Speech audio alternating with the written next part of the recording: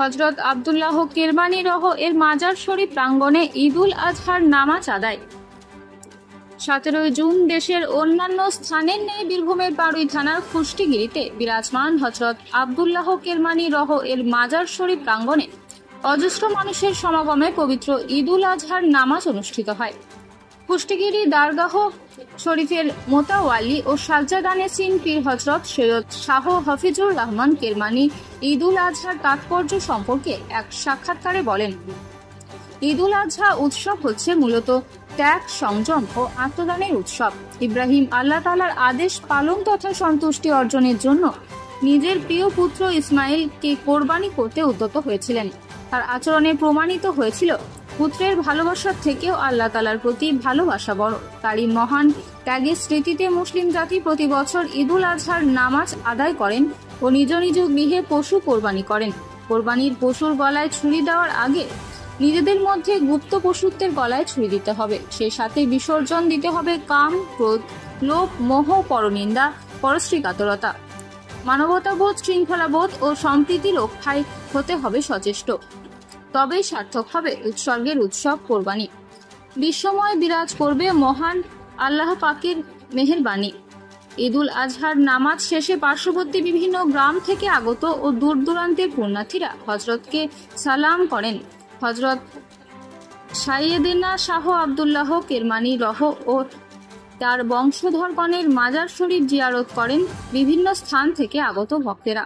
শান্তিপূর্ণ পরিবেশে আজকের ঈদ উৎসব পালিত হওয়ায় দরগাহ শরীফের পক্ষ থেকে সকলকে শুভেচ্ছা ও দোয়াই জ্ঞাপন করেন। পবিত্র ঈদুল আজহা উৎসর্গের উৎসব।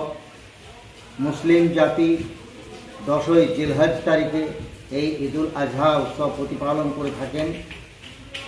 আরবি হিজরি সালের 12 মাস অর্থাৎ শেষ মাসটির নাম হচ্ছে জিলহজ।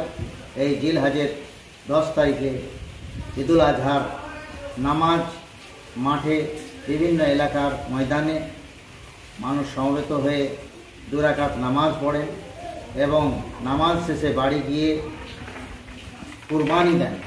পশু কুরবানি দেওয়ার সিস্টেম আছে। ইব্রাহিম আলাইহিস সালাম 4000 বছর আগে নিজের সন্তানকে আল্লাহ তাআলার উদ্দেশ্যে কোরবানি দেওয়ার জন্য উদ্যত হয়েছিলেন। আল্লাহ তাআলা তার সেই আত্মত্যাগ, তার সেই উৎসর্গকে কবুল করে নিয়েছিলেন এবং সেই ঘটনাকে স্মরণ করার জন্যই মুসলিম জাতি প্রতি বছর এই জিলহজ মাসের 10 তারিখে ঈদুল আজহা উৎসব পালন করে থাকেন পশু কুরবানির মাধ্যম দিয়ে। তাই আমাদেরকে মনে রাখতে হবে এই পশু কুরবানি মূলত আমাদের একটা প্রতীক কুরবানি। প্রকৃতপক্ষে আমাদের মনের মধ্যে যে পশুত্ব বিরাজ করে সেই পশুত্ব প্রবৃত্তিকে অর্থাৎ কুপ্রবৃত্তিগুলোকে উৎসর্গ করতে হবে, অর্থাৎ সেগুলোকে কোরবানি দিতে হবে এবং আমাদের প্রকৃত যে মনুষ্যত্ববোধ সেটাকে আমাদের মধ্যে জাগিয়ে তুলতে হবে। তবে আমরা এই ঈদুল আজহার কোরবানি উৎসবকে সার্থক করে তুলতে পারব। তাই আমার সকলের কাছে আবেদন, আপনারা এই উৎসর্গ করার সঙ্গে সঙ্গে নিজের মনের কুপ্রবৃত্তিগুলোকে উৎসর্গ করুন, তাহলে সার্থক হবে আমাদের এই উৎসব প্রতিপালন।